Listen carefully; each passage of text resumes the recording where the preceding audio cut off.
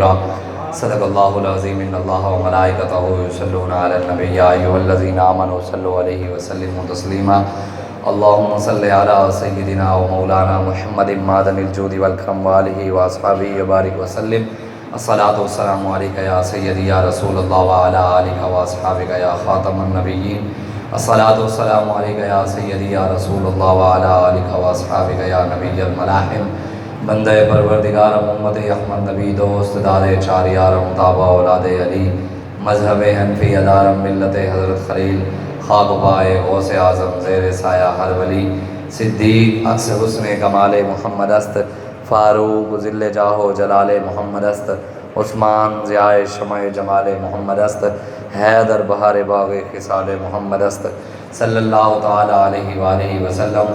اللہ تبارک و تعالیٰ کی حمد و ثنا اور حضور صلاۃ والسلام کی بارگاہ میں اپنی عقیدتوں اور محبتوں کے اظہار کے بعد علامہ اقبال قلندر لاہوری محسن پاکستان عاشق رسول حکیم الامت علامہ محمد اقبال فرماتے ہیں کہ ایک فقر سکھاتا ہے صیاد کو نخچیری اور ایک فقر سے کھلتے ہیں اسرار جہانگیری اور ایک فقر سے قوموں میں مسکینی و دلگیری اور ایک فقر سے مٹی میں خاصیت یکسیری اور ایک فقر ہے شبیری اسی فقر میں ہے میری میراث مسلمانی سرمایہ شبیری۔ اس کے نا ای کو بالکل ختم کر دیں۔ علامہ اقبال قلندر لاہوری فرماتے ہیں کہ ایک فقر لوگوں کو جال میں پھنسانے کا طریقہ بتاتا ہے، لوگ کیسے لوگوں کو پھنساتے ہیں۔ اقبال کہتا ہے اقبال کہتا ہے ایک فقر سکھاتا ہے صیاد کو نخچیری۔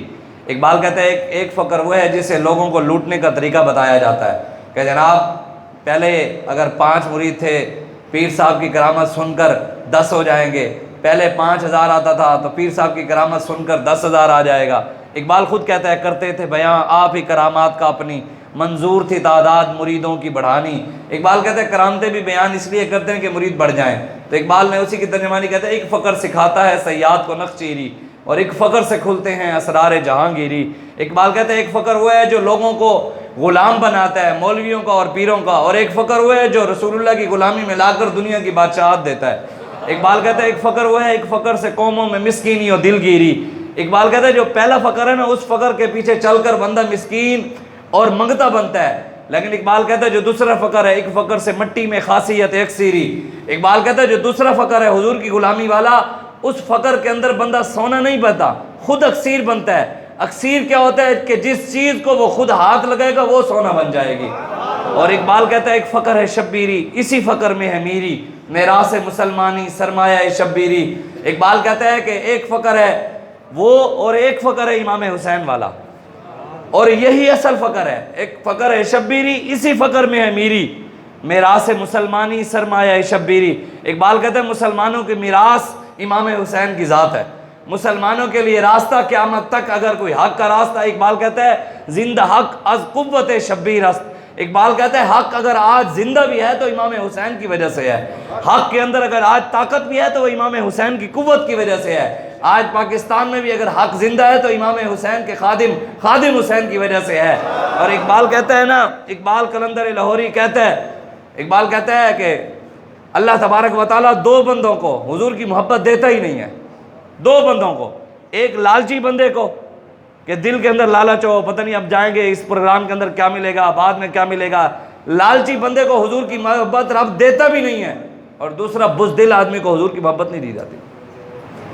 آپ یہ ذہن میں کیا گیا جتنی مرضی کوششیں کر لیں، 75 سال دیکھ لیا ہے اور 75,000 سال دیکھ لیں، پاکستان کے اندر نہ تبدیلی آ سکتی ہے نہ انقلاب آ سکتا ہے نہ پاکستان ٹھیک ہو سکتا ہے۔ پاکستان کے اندر تبدیلی انقلاب پاکستان ٹھیک تب ہوگا جب محمد عربی کا دین تخت پر آئے گا، اور اس کی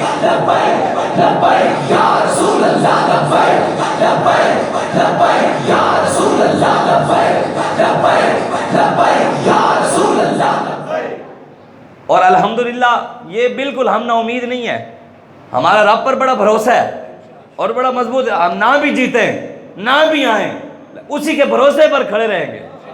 ظاہری طور پر امام حسین کو کیا ملا؟ اگر لوگ باتیں کرنے میں نے کہا لبیک علیہ اتنی ووٹ مل گئے اتنے ووٹ مل گئے اتنے، جی اب کیا بنے گا؟ میں نے کہا ہمارا اب رب پر بھروسہ ہے، اور جو رب پر بھروسہ رکھتا ہے انہوں نے تو امریکہ نو بھی لمبی آباد دیتا ہے۔ کہتے ہیں مولوی کیسے آئیں گے؟ میں نے کہا جیسے تیرا باپ افغانستان سے بھاگ کر مولویوں نے بھگایا ہے، جیسے افغانستان میں مولوی وہاں آئے ہیں یہاں بھی آ جائیں گے انشاءاللہ۔ ہاں یہ کہتے کہ مولوی کیسے نہیں آئیں گے، یہ ہوگا وہ ہوگا فلاں ہوگا، کچھ بھی نہیں ہوگا۔ حضور کا دین، میرے آقا کا فرمان ہے، قیامت سے پہلے پوری دنیا میں اسلام آئے گا اور اس نے آنا ہے، اور ہم لائیں گے انشاءاللہ۔ ہم اس کے لیے کوشاں ہیں، محنت کر رہے ہیں، نا امید نہیں ہے۔ پوری دنیا ایک سائڈ پر کھڑی ہو جائے، پوری دنیا عمران کے ساتھ ہو جائے، نواز کے ساتھ ہو جائے، زرداری کے ساتھ، امریکہ کے ساتھ، IMF کے ساتھ، ساری دنیا کھڑی ہو جائے، ہم اکیلے بھی اپنے قائد کے ساتھ کھڑے رہیں گے انشاءاللہ۔ ہمیں کسی کا کوئی بھار ہے ہی نہیں، بالکل 1% بھی کسی کا بھار نہیں، کوئی آئے کوئی جائے کوئی نہ آئے، ہمارا بھروسہ رہا۔ اقبال کہتا ہے نہ ہو نومید، نومیدی زوال علم و عرفاں ہے، امید مرد مومن ہے خدا کے رازدانوں میں۔ اقبال کہتا ہے نہ امید ہو گیا تو قرآن بھی گیا، دین بھی گیا، اسلام بھی گیا، رسول اللہ کا دروازہ بھی گیا، رب کی بھی بات گئی۔ اگر نا امید ہو گیا، اگر رب پر امید رکھے گا تو یہ تو رب کے رازدانوں میں سے ایک راز ہے کہ اس پر بھروسہ، ہمارا اسی پر بھروسہ۔ اقبال کہتا ہے جب عشق سکھاتا ہے آداب خود آگاہی، کھلتے ہیں غلاموں پہ اسرار شہنشاہی، عطار ہو رومی ہو رازی ہو غزالی ہو، کچھ ہاتھ نہیں آتا بے آہو سحرگاہی، نومید نہ ہو اے رہبر فرزانہ، کم کوش تو ہیں لیکن بے ذوق نہیں راہی، اے طاہر لاہوتی اس رزق سے موت اچھی جس رزق سے آتی ہو پرواز میں کوتاہی، دہراؤ سکندر سے وہ مرد فقیر اولا ہو جس کی فقیری میں بوئے اسد اللہ۔ اقبال کہتے ہیں فقیر وہ ہے جس کی فقیری میں سے حضرت امیر حمزہ کی بو ہے، خوشبو ہے۔ میں کہا تیرا پیر کیڑا ہے؟ حضرت امیر حمزہ نے اپنے کلیجے چبائے، تیرا پیر کہاں سے بڑھ گیا ان سے؟ صحابہ سے بڑا کسی کی ذات ہے؟ صحابہ نے اپنے جسم کٹوائے۔ حضرت انس بن نضر رضی اللہ تعالیٰ عنہ ایک جنگ میں نہیں گئے، رب سے دعا مانگی یا اللہ ایک بار میں مجھے موقع دے، ایک باری مینو زندگی دیں، میں اتھے پہنچ جاواں، مینو ایک باری موقع دیں یا اللہ، پھر تو بھی ویکھیں گا میں لڑتا کہنے ہیں، یا اللہ تو بھی ویکھیں گا۔ جب موقع آیا نا تو حضرت انس بن نضر رضی اللہ تعالیٰ عنہ اللہ کی راہ میں اتنا لڑے، آپ کی جسم کی بوٹیاں کیما ہو گیا۔ آپ کی بہن نے آپ کے ہاتھوں کے پوروں سے پہچانا کہ یہ میرے بھائی ہیں۔ اور جب صحابہ نے کیمے کروائے، تیرا پیر کہاں ہے؟ جب یہ تو امام حسین نے قیامت تک کے میرے جیسے سیدوں کے لیے، ہم جیسے پیروں کے لیے پیغام دیا، کائنات کی سب سے بڑی خوبصورت دربار اور بڑی دربار گنبد خضرا ہے۔ اس سے بڑی نہ کائنات میں کوئی دربار ہے، نہ اس سے بڑا کوئی اس دربار کے سجادہ نشین سے بڑا کوئی سجادہ نشین ہے۔ اس دربار کے سجادہ نشین امام حسن اور حسین ہے۔